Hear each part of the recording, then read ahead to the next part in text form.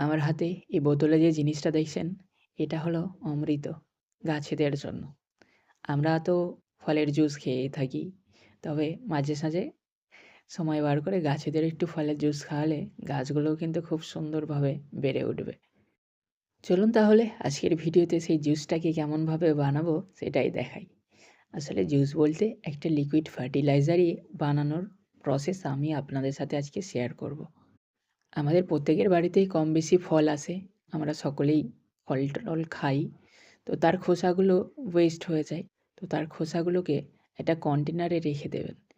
কিছুদিন স্টোর করে একটু বেশি করে হলে হাতে যখন সময় পাবেন তখনই এই ফার্টিলাইজারটা বানিয়ে নেবেন।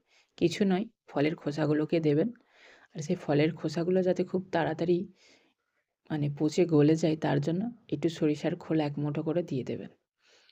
ফলের খোলা আর সরিষার খোল এই সকলগুলোই কিন্তু নাইট্রোজেন এবং ফসফরাসের খুবই একখানা ভালো উৎস। ব্যাস এতটুকুই। এরপরে এটাকে একটা নির্দিষ্ট জায়গায় রেখে দেবেন।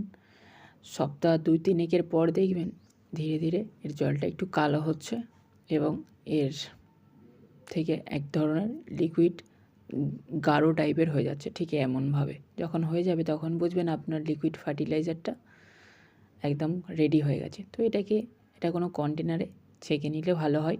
তো আপনি যদি মনে করেন ছেঁকে নেবেন তো ছেঁকে নিয়ে যে কোনো কন্টেনার বোতলে স্টোর করে আপনি অনায়াসেই রাখতে পারেন। এইগুলো গাছের ফুল ফল এবং বৃদ্ধির জন্য খুবই ভালো একখানা তরল সার। তো আপনার প্রয়োজন মতো আপনি এটাকে জলে মেশাবেন এবং গাছে ব্যবহার করবেন। স্প্রেও করতে পারেন, গাছের গোড়াতে দিয়েও দিতে পারেন। আর এই সারটি বানানোর ক্ষেত্রে আমি একটা জিনিস খেয়াল করলাম, এতে কমলা লেবুর খোসা যদি দেওয়া হয় তাহলে কিন্তু সারটা দিয়ে যে একটা বাজে দুর্গন্ধ বেরোয় সেটা বেরোয় না। তো অবশ্যই চেষ্টা করবেন ১-২টো কমলা লেবুর খোলা এতে দিতে। তাহলে কিন্তু যে বাজে দুর্গন্ধ সেটা বেরোবে না, বরঞ্চ একটু লেবু লেবু সেন্ট আপনি পাবেন। বাকি যে অবশিষ্ট অংশটি থাকবে তাতে আবারও জল দিয়ে ফিল করে দেবেন। তাহলে আবার সপ্তাহ ২ এক পর আপনার কাছে আবারও লিকুইড ফার্টিলাইজার রেডি হয়ে যাবে। চাইলে আপনি এতে একটু সরিষার খোলও অ্যাড করে দিতে পারেন। তো এইভাবে আপনি বারংবার লিকুইড ফার্টিলাইজার এখান থেকে কালেক্ট করতে পারবেন। তো ভিডিওটি কেমন লাগলো অবশ্যই জানাবেন। ভিডিওটি ভালো লাগলে একটি লাইক করবেন। আর আপনি যদি আজকে আমার চ্যানেলে প্রথম হয়ে থাকেন তাহলে একটা ছোট্ট রিকোয়েস্ট, চ্যানেলটিকে সাবস্ক্রাইব করে রাখবেন এই ধরনের গার্ডেনিং রিলেটেড ভিডিও পাওয়ার জন্য।